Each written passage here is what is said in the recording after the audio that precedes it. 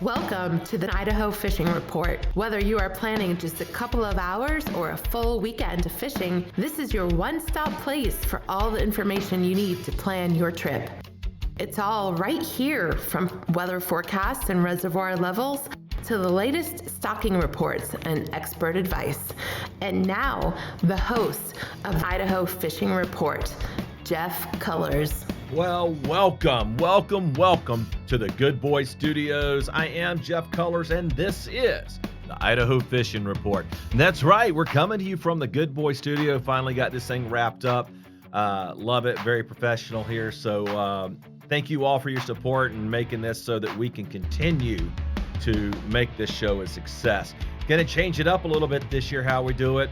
We're going to break it up into segments of weather and then reservoir level, boat ramp information, fishing game, moon phase report, and of course your peak times, but still all the same information, just in a little bit different package. So as we get going here, let's talk about the weather. So this weekend is going to be a good looking weekend across the Treasure Valley. Pretty excited about it, including the Magic Valley. Treasure Valley, Magic Valley's looking really good. Next week's not so great, but over in the Magic Valley, sunset's going to be around 7:46 p.m.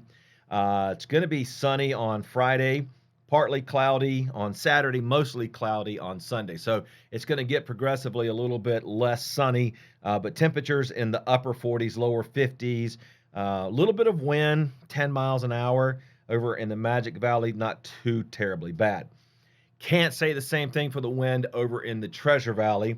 Sunset at Mountain Home around 7:52. Again, mid 50s for the highs over the weekends, lows in the 30s. But man, it's going to be strong winds, 14 to 18 miles an hour. And if you're going out on CJ Strike, you know that's just going to be really tough.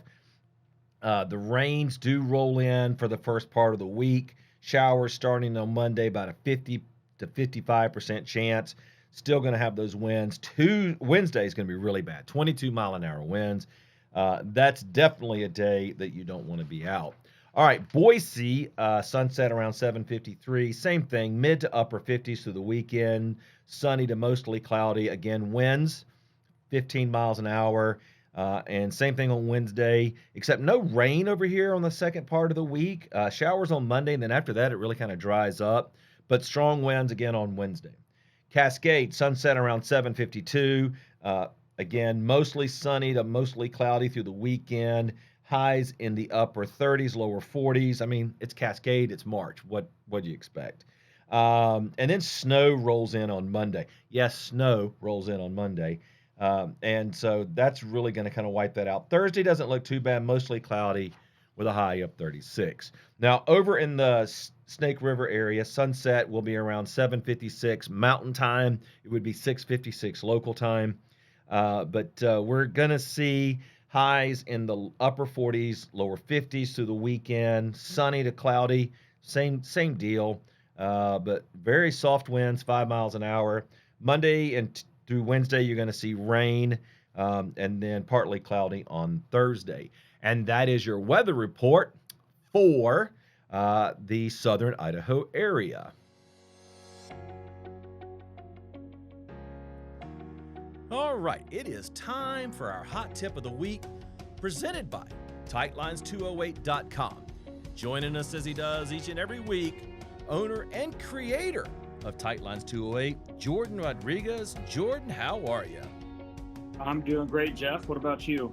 I'm doing well. As you know, I'm very much affected by the weather, and it's getting better. I know it was cold the last couple of days, but it looks like it's getting better, that forecast. Those numbers keep going up. The days get a little longer. So as we get closer and closer, I'm getting better and better. I got to say, I think we've talked about it before. March, on average, might be just about the toughest fishing month that we have. It's just kind of a transition between winter and spring, and there's a lot of difficulties, a lot of headwinds. There is. But here's what's weird.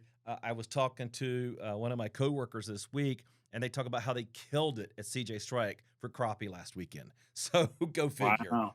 Go figure. Go right? figure. Hey, what is that Tightlines 208 hot tip of the week, my friend? Yeah, so as I often do, I'm going to talk a little bit about something that I have in one of my upcoming articles. This will be released in the Magic Valley Times News on March 16th, in the Statesman at some point in the near future as well. And I'm going to be talking about fishing line. Okay. And I know we've talked about it on the show before. I think it's really important. I think it's often overlooked, right? Is we just kind of throw whatever on there Yep. or Yep. even use what comes on the reel. There's a lot in the article. I won't go into all of it because it would, it'd be quite a bit of content for this segment. But I'm just going to focus on two things that I think are huge, and I also see it a lot where this is a problem, right? Where somebody is unaware, or in my opinion, would be not doing it right, not on purpose, but just because they don't know any better. So Sure. the two things are to not overdo it with your line. And I mean by that two things. One is how heavy of line are we using?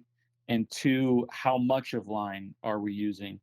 I'll start with that second one of how much. So on a spinning reel, I feel like probably the majority of folks are using spinning reels, and that's where it's most important. But I also think this is true of all kinds of reels, regardless of whether you're into spinning reels or spin casting or bait casting style reels or even trolling reels, is to not put too much line on there.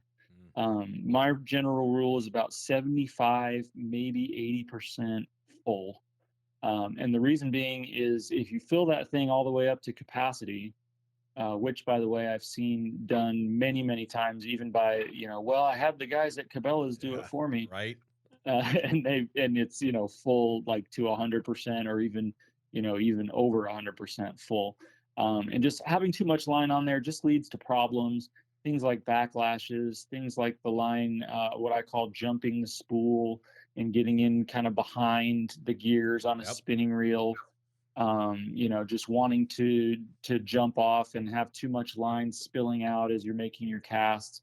All of those kind of tangle, annoying type problems. I would say, like whatever percentage you want to put on it, a majority of those types of issues can be avoided or at least drastically reduced by just not going all the way full on that spool. So, like I said, 75, maybe 80% max capacity on your when you're filling up your reels. The second part of that, and it kind of dovetails in, is how heavy of line are we using? And for me, the answer to this is almost always going to be, what's the lightest I can get away with? And that's what I want to be using. Lighter line, for one, you'll be able to fit more per capita on the reel, right? If you're using 8 pound as opposed to 15, because it's significantly thinner. And lighter line just performs better. It's nicer for casting. It's nicer for, cutting and tying and retying and doing all your things. And then it has less visibility in the water for the fish as well, which I think is a big deal, especially in certain scenarios like ice fishing, other types of vertical jigging, or really any kind of fishing where you're in super clear water. Yep. And or on pressured fish, fish that are seeing a lot of anglers and a lot of tackle in the water. So, most of my setups, as I kind of take inventory of all my different fishing gear, are going to have like 6 or 8 pound. And in some cases on some of the ice fishing and like ultralight panfish stuff, 4 pound even. And you're really not going to see me use much heavier than 10 pound on really anything, with the exceptions being if I'm on like a noted trophy hunt where it's like a tiger muskie or a Mackinaw trout, fish that we expect to be 10, 15, maybe even 20 or more pounds, then obviously you don't want to be outgunned in that scenario.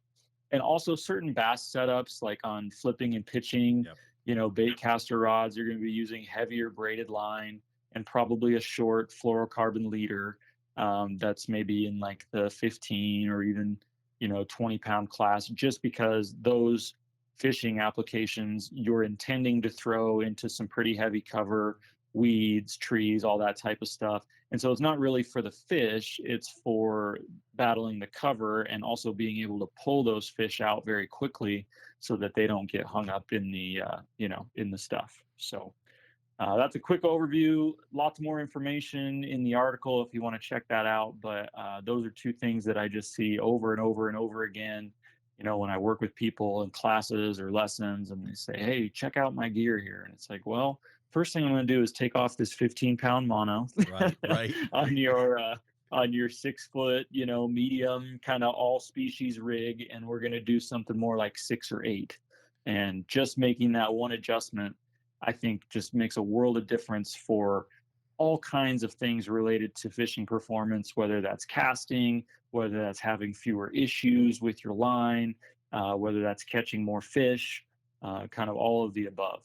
So, yeah, I growing up in North Carolina, I had 10-pound and I had 4-pound, and that was pretty much it. We had 10-pound for bait casters and 4-pound for just about everything else for pan fishing. So, but more bass fishing there. Here, where you're dealing with more, you have more trout that you're also catching here. That some of that mid range is definitely better. But I think there's a misnomer, right? And I know we don't want to get too deep in it because this is what your classes are about. But if you're catching a 10-pound fish, you don't necessarily need a 10-pound weight, correct?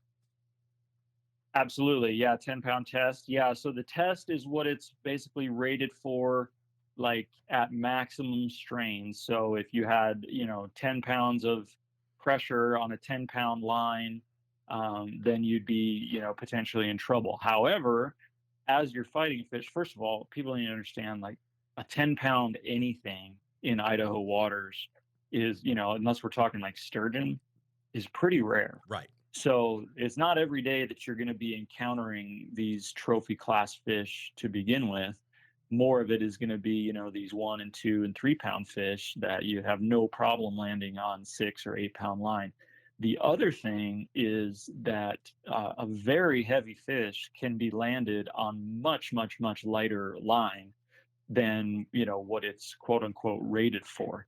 And that's what things like your fishing skill and your other equipment like your rod and reel are made to do. So for example, I've seen in extreme cases ice fishing guys in the Midwest, they're like crappie fishing with 2-pound or 4-pound line, and they hook into a muskie, right? Now you got to get lucky because the teeth will just cut right through it. But if they somehow avoid the teeth and have that fish on, they're able to land like 20-pound fish on 2-pound line. And there's all kinds of stories out there, and people say, whoa, that's amazing that happened. It is cool. And it does show that the angler used some skill and knew what they were doing. But also, like, that's what drag is for. That's what rod is for. That's what the angler is for, to, as you do this kind of tug of war, this push and pull with the fish, by loosening that drag and allowing them to take line off the reel. Yep. And never letting it get to that full tension point. If that's the case, you should be able to land most fish. Now, obviously, there's all sorts of things. There's like jumps. There could be obstacles in the water, things that a fish swims under.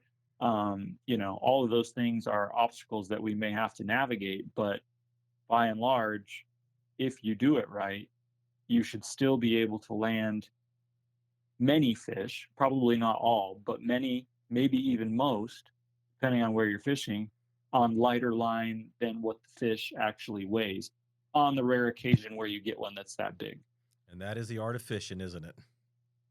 It is. And, that's part of it. Makes it more fun, honestly, to catch fish on this lighter pound test. Yep. Because you do have to play it out, and you can't just, crank them in all the time. And to me, that's more fun. It's a little more of a challenge.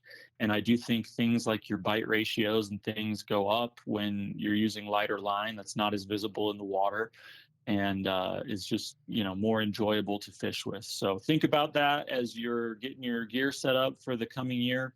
Maybe size down a little bit, use a little lighter than what you've used in the past, maybe a little bit nervous at first, but I think you'll find as you use it, it's actually a better fishing experience, and you can still land most, if not all, of your prized catches on that lighter line. Absolutely. All right. So, listeners, you've enjoyed this. Great tips from Jordan here. You have a bunch of classes getting you just like fishing. You're getting there to get geared up, right? We gave away a seat Yep. at the Idaho Sportsman Show to Randy. Congratulations to him for winning that seat through our Sportsman's Expo show. But you've got shows coming up, right? Or sorry, you got classes coming up. I do. We're going every month now. We have the trout class coming up at the end of this month. That's on March 30th. Trout of This World. It's filling up fast. We've got Randy in there and a bunch of other folks, and we still do have a few seats left. So if you want to check that out, we're going to be talking all things trout fishing. It's a great time to be doing that. You know, March, April, as we go into the spring here, is one of the prime windows for trout fishing for the entire year. And of course, you know, depending on where you go, and you know, alpine lakes in the summertime and rivers in the fall and ice stuff in the wintertime, trout is really a year-round deal here in Idaho waters. So check us out on March 30th for Trout of This World, and then we're just going to keep it rolling, man. We'll have bass class coming up in April. I don't have a date set for that yet, but we will be holding that in April at Idaho Rod and Reel. And in May, we're going to be doing some fly fishing with Learning to Fly. And we're just going to keep it rolling all summer, all fall. And so give us a look up at Tightlines208.com. You can see our full offering of what classes we have and when those might be coming up. And join our mailing list. You can get first priority on all of those classes. And of course, listen to the show. We oftentimes have additional goodies and discounts and opportunities to win a free seat. So appreciate everyone who both listens and reads and or attends class. It's always good to kind of meet people and see them in all those different settings. All right. He's Jordan Rodriguez, owner and creator of Tightlines 208, and he presents this hot tip of the week each week on the Idaho Fishing Report. Jordan, we thank you and hope you have a great week. Yes, sir. Likewise, Jeff. All right. We will talk to you soon.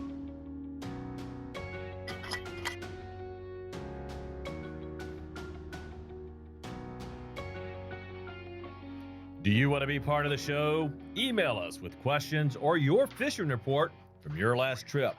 Email general questions to gemstatefishing208@gmail.com. Fish pictures sent to myfish@gemstatefishing.com.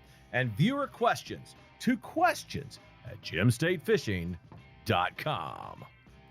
All right. Yeah, do reach out. Would love to be able to talk to you through email. All right, let's talk about this reservoir level and boat ramp information. Over in the Magic Valley, added one to this now that we're doing the whole state. Wanted to bring Milner in on this report. So Magic Valley, starting off with Lake Walcott, sitting at 76% full with an elevation of 42-43. The boat ramp is open. Littlewood, sitting at 58% full with an elevation of 52-16. The Littlewood boat ramp is also open. Milner is sitting at 59% full. No boat ramp is available for that reservoir. All right, Treasure Valley, Anderson Ranch, sitting at 74% full with an elevation of 41-47. All boat ramps are open. Arrow Rock, 72% full, elevation of 31-89. Both the high and low ramps are open. Lucky Peak, we're sitting at 31% full with an elevation of 29-71. Only Spring Shores, Maine, and Turner Gulch are currently open. Lake Lowell, 51% full with an elevation of 25-21. All ramps are closed to motorized boats until April 15th. Make sure you read those special rules out there for Lake Lowell. Let's head up the Double Nickel to Cascade. Cascade sitting at 62% full with an elevation of 48-17. All ramps except French Creek, Buttercup, and Sisra are open. 52% full at Deadwood with an elevation of 53-06. Cozy Cove boat ramp is open. Man Creek sitting at 21% full with an elevation of 28-47. The south is closed. However, the north ramp is open. Snake River Reservoir. Again, if you haven't been to the new Idaho Power website for Brownlee to see the reservoir levels, you're going to want to check that out. It's really cool. It's got this image. It shows the Snake River and how it's Oregon and Idaho and which ramps are open. Right now on the Idaho side, only Woodhead Park is open. We're sitting at 2025.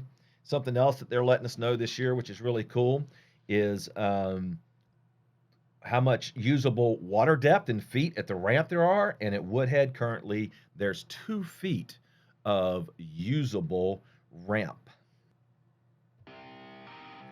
Make sure you visit us at gemsafefishing.com for all the links to all the information we provide here. You can also contact us through the site. Yeah, check out that website. All right, let's talk a little bit of stocking and fishing tournaments here. Not a whole lot of stocking going on. I mean, it's that time of year, right? Fishing game is not really doing a whole lot until we get a little closer to April. But over in Magic Valley West, yes, I said West because in the Southeast report, we're going to talk about Magic Valley East. Gavers Lagoon is at 1425. Salmon Falls Creek Reservoir is getting 450 fish this week. Over in the Southwest region, there's several small ponds. The biggest one is Dick Knox with 800. But go to their website or go to our website. We have a link for fishing game stocking reports right on there. All right, there are several fishing tournaments that are happening this weekend. On the 18th and the 19th, that's 2 days. Magic Valley Bass Masters will be at Brownlee. Of course, they're using the Woodhead boat ramp, and then on the 18th, also on the same reservoir, using the same boat ramp, the Snake River Bass Masters will be at Brownlee. Over at CJ Strike this weekend on the 18th, the Boise Bass Busters will be using the Black Sands boat ramp, and they will have their fishing tournament there as well. Hey, you can find us on every social media platform, from Facebook groups, Twitter, or Instagram. Our handle at Idaho_report. All right, let's talk about that moon phase now. And if you're new to the show, this is something that we do each and every week. I grew up, my grandfather believed in the moon phases. I'm a big believer in the moon phases. So this is where what I think is an important part of planning your fishing trip. We're currently in the last quarter, the last quarter was March 14th. So we're coming out of that. The new moon is March 21st, and that's going to explain why the fishing's getting better. Last quarter's not a great quarter to go fishing. New moon, full moon, those are really good quarters to go fishing. Full moon, obviously, is the best. Perigee is coming up March 19th, so that will be on Sunday. Apogee is the end of the month, March 31st. Just a quick reminder that the perigee is when the moon is closest to the Earth, and apogee is when the moon is furthest away from the Earth. Now, a lot of people, including myself, believe that when we're in perigee, the pull of the moon is stronger, and therefore you get better fishing when we're in that phase. All right, so the weekend starts off soft. Like I said, we're coming out of that last quarter. Just one good peak on Friday at noon, and it gets better by Sunday with good peaks at 7 a.m. and 7 p.m. And then you get that midday peak around 1 p.m. Sneaks in just at the excellent. Now the peaks keep getting better next week. We'll see excellent peaks at 2 a.m. and 2 p.m. So keep an eye on those. And then 7 a.m. and 7 p.m. on Monday, and those kind of work their way down to excellent peaks at 4 a.m. and 4 p.m. on Thursday. Now, the good peaks soften as the week goes along and moves to 10 a.m. and 10 p.m. by Thursday. One thing that we're going to start doing this week, check out my social feeds, my stories, as we're going to be doing daily feeds on the peak times and where they are. So check those out this week. You can find us again at Idaho_report.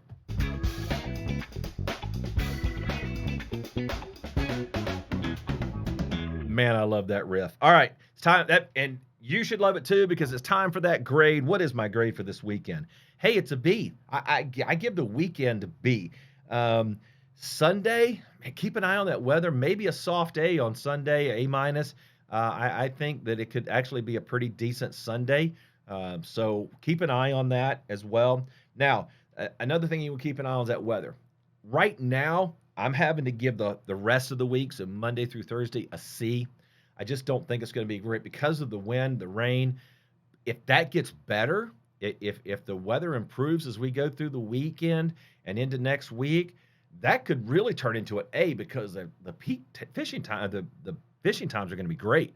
But yeah, so just keep an eye on that because it could be that that it gets better, but it could also be that it just really stinks the rest of the week. So just keep an eye on that. But that's my grade for the weekend. All right, before we get into the wrap up here, again, just happy to be in this Good Boy studio, and just want to remind you that if you've ever had an idea for a great podcast but just didn't know how to get it started, well, starting your own podcast is easy as contacting Good Boy Studios and letting us help you get your great idea out of your head and into the listener's ears. We can teach you how to write, edit, produce, and publish your own podcast. Or we can handle all those tasks and show you. All you have to do is show up to record. Contact us today to learn more at goodboystudios.com. That's good, B-O-I studios.com. Good Boy Studios can help launch your idea into a reality. All right, well, it's time to put a wrap on this show. First one right out of the studio, not too bad. Some rough edges. We'll get through this, and I'll get better at this. Less uhs and more details for you.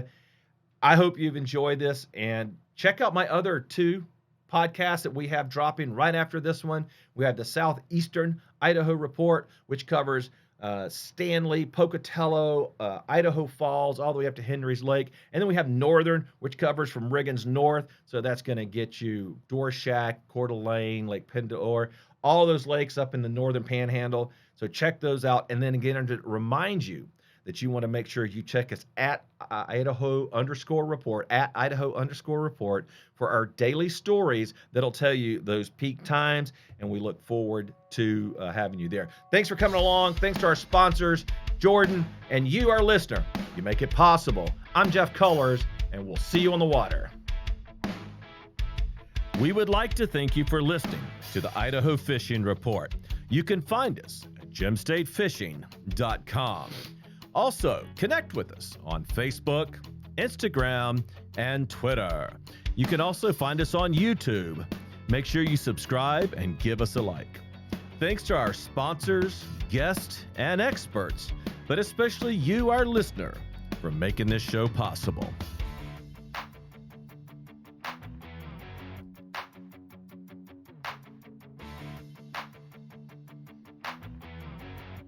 This has been a Good Boy Studios production in association with OMS Multimedia, LLC. Join us next week for another episode of the Idaho Fishing Report.